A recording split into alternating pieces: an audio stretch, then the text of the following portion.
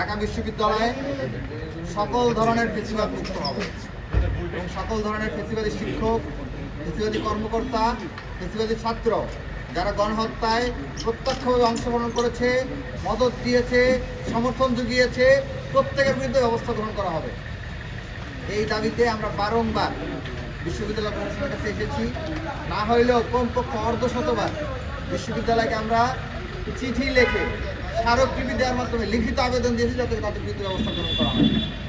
অত্যন্ত দুঃখজনক হলেও সত্য, জুলাইয়ের রক্তের উপর দাঁড়িয়ে থাকা এই প্রশাসন তাদের দায়িত্ব পালন করতে সম্পূর্ণ ব্যর্থতার পরিচয় দিয়েছে।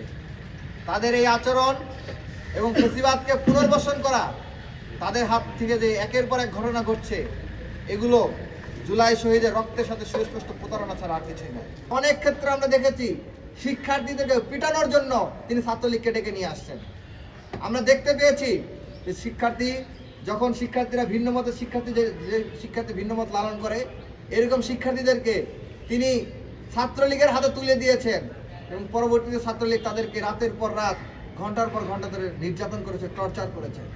আপনারা দেখেছেন ইতিমধ্যেই ছাত্র অধিকার পরিষদ সহ ডাকসুরবি নুরুল হক নূর সহ ছাত্র অধিকার নেতৃবৃন্দ, তাদের উপর যে হামলা হয়েছিল, তাদের উপর যে বারংবার হামলা হয়েছিল, সেই হামলার দায়ী করে গোলাম রব্বানীর বিরুদ্ধে মামলা পর্যন্ত হয়েছে। এই যে দেখুন, এইটা হচ্ছে 3 আগস্ট, যখন গণহত্যা চলছিল, ইতিমধ্যে 1000-এর অধিক ছাত্র জনতাকে গণহত্যা চালানো হয়েছে। ঠিক সেই মুহূর্তে এই যে তৎকালীন প্রক্টর গোলাম রব্বানী, তার নেতৃত্বে নীল দলের মানববন্ধন এবং মিছিল হচ্ছে, সেটা হচ্ছে খুনি হাসিনাকে টিকিয়ে রাখার জন্য, খুনি হাসিনার গণহত্যাকে বৈধতা দেওয়ার জন্য। এই গোলাম রব্বানী ঢাকা বিশ্ববিদ্যালয়ে যে ফেসিবাদী শাসন চলেছে গত 15-16 বছর ধরে, সেই ফেসিবাদী শাসন চালানোর ক্ষেত্রে অত্যন্ত গুরুত্বপূর্ণ ক্রীড়নক হিসেবে ভূমিকা পালন করেছে। এবং এছাড়াও গোলাম রব্বানীর বিরুদ্ধে অসংখ্য অভিযোগ রয়েছে।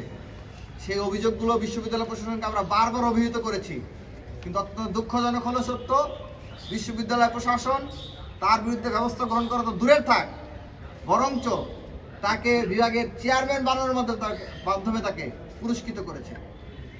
আমরা সবসময় যে কোনো সমস্যার শান্তিপূর্ণ উপায়ে সমাধানের প্রত্যাশী এবং বারংবার আমরা সেই প্রচেষ্টাটাই চালিয়ে গিয়েছি। আপনারা দেখেছেন, আপনারা সাংবাদিক বন্ধুগণ, আপনারা সাক্ষী।